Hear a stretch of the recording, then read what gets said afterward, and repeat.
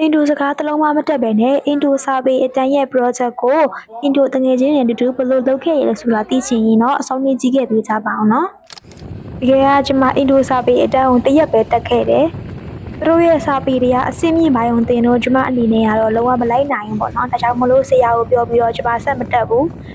ဒါပေမဲ့ဆရာကတော့ဒီတန်းကိုလုံးဝ drop လုပ်ခိုင်းပေးနဲ့နောက်ထပ် credit တွေရအောင်ဆိုပြီးတော့သူကဒီတိုင်းပဲမှေးပြီးသွားဖို့ပြောခဲ့တယ်ဒါပေမဲ့ကျွန်မတော့ဆက်ပြီးတော့မတက်ဘူးပေါ့နော်ဒါပေမဲ့ project လုပ်တဲ့အခါကျတော့ကျွန်မတကယ်ကြီးမြာလက်ခေါ်ပြီးတော့တူ credit ရအောင်စူးစမ်းကြရတယ်ပေါ့နော်အဲ့ဒါနဲ့ကျမတို့တွေအစ္စလမ်ဘာသာရေးအကြောင်းဝင်သွားပြီးတော့သိပ္ပံစံသတ်ချက်ကိုကလေးတွေရှိမှလက်တွေ့ပြမှာဖြစ်ပါတယ်အဓိကရည်ရွယ်ချက်ကတော့ဒီအင်ဒိုစာပေကိုတည်တည်ချာချာပေါ့နော် academic ဆန်ဆန်သုံးတတ်အောင်ဆိုပြီးတော့သူတို့တွေကိုသင်ပေးစီခြင်းနဲ့ရည်ရွယ်ချက်နဲ့သွားကြတာပါအင်ဒိုအတန်းဖို့တွေကတော့အဓိကဦးဆောင်ပြီးတော့ရှေ့ရသွားရဲပေါ့နော်ကျမကတော့လိုအပ်တာတွေလိုက်လုပ်ပြီးတယ်အခုတော့မှကျမကကင်မရာမန်ဖြစ်နေတာပါအရင်ဆုံးနေနဲ့သူတို့တွေကကလေးတွေကိုဒီ project ကြောင်းကိုအရင်ဆုံးရှင်းပြရတယ်ကလေးတွေကအရင်များပြီးတော့အရွယ်ဆုံးနေတို့ကျမတို့တွေအငယ်တန်းနဲ့ဒီအနေနဲ့ကြီးတဲ့ကလေးတွေကိုခွဲထုတ်လိုက်တယ်ပေါ့နော်ခွဲတော့ပြီးတော့အဓိကကဒီအလေတန်းအရွယ်တောင်သားလေးတွေကို focus လုပ်ပြီးတော့ experiment ပြမှာဖြစ်ပါတယ်သူတို့တွေကိုရှင်းပြပြီးတဲ့အခါကျတော့ဒီကျမတဟမော်တွေကဒီမှာဘယ်လိုလုပ်ရမလဲဘာတွေပါလဲပြီးရင်သူတို့ကိုဘာတွေမှတ်ထားရမလဲဆိုတော့အရင်ဆုံးရှင်းပြရတယ်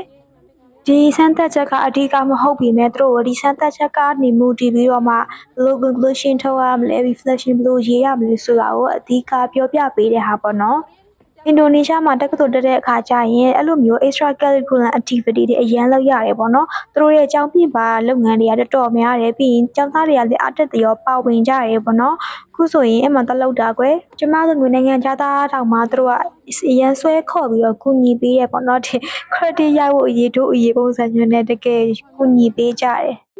ဒီ experiment ကိုဘယ်လိုလုပ်ရလဲဆိုတော့အကောင်လုံးပြပြီးဆိုတာနဲ့ကလေးတွေကို9ယောက်6ယောက်တစ်ခွဲလောက်ကျမတို့တွေခွဲပေးလိုက်ပြီးတော့သူတို့ကိုယ်တိုင်ဒီစာကိုကျမတို့စမ်းသပ်လုပ်ခိုင်းတယ်ပြီးတော့ဒါဘယ်လိုလုပ်ရလဲပြီးရင် conclusion ဘာထွက်လဲပေါ့နော်အဖြေရောဘာထွက်လဲဆိုတာကိုတခြားစာနဲ့ရေးခိုင်းထားတယ်ပေါ့နော်ပြီးတဲ့အခါကျတော့ကလေးတွေကိုအဲ့ဒီစာရွက်ကိုကန်ပြီးတော့လူတွေအများကြီးရှိမှပြန်ပြီးတော့ပြောပြခိုင်းတယ်အဓိကကြတော့ဒီစမ်းသပ်မှုပေါ်မူတည်ပြီးတော့မှသူတို့တွေ team ဘယ်လောက်ကောင်းလဲပြီး conclusion ဘယ်လောက်ထုတ်နိုင်လဲပြီးရင်သူတို့ကိုယ်သူရောဘယ်လောက်ထိ confidence ရှိလဲဆိုတာကိုအဓိကတိုးတက်စေချင်လို့ပေါ့နော်ဒီဟာကိုလုပ်ရတာဖြစ်ပါတယ်အားလုံးပြီးတော့သူတို့တွေကိုကျမတို့ပါလာတဲ့ပုံလေးတွေကိုပေးတယ်ကျမတို့ចောင်းသားတွေပဲအားလုံးပတ်စံစုပြီးတော့ကလေးတွေကိုမုတ်ကျွေးကြရဲပေါ့နော်